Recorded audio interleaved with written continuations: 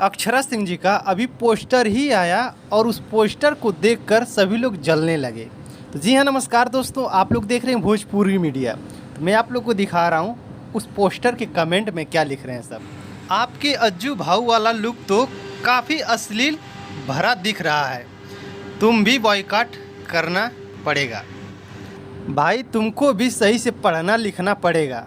तो अक्षरा सिंह क्या जवाब दी हैं देख सकते हैं स्क्रीन पर, आप लोग पढ़ सकते हैं। तो अक्षरा सिंह जी का बहुत जल्द आप लोग के बीच अक्षरा सिंह ऑफिशियल चैनल से वीडियो आने वाला है, जो कि काफ़ी ज़बरदस्त है।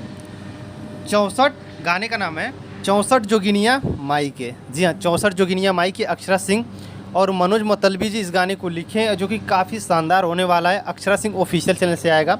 हालांकि आज अभी पोस्टर लॉन्च किया गया है और पोस्टर को देखकर सभी लोग जलने लगे।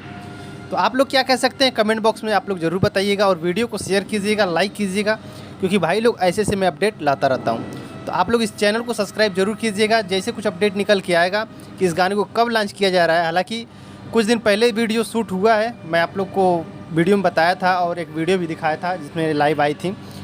तो आप लोग तैयार रहिएगा, प्लीज़ वीडियो को शेयर जरूर कीजिएगा। तो मिलते हैं नेक्स्ट वीडियो में, तब तक के लिए नमस्कार। जय भोजपुरी, जय समाज।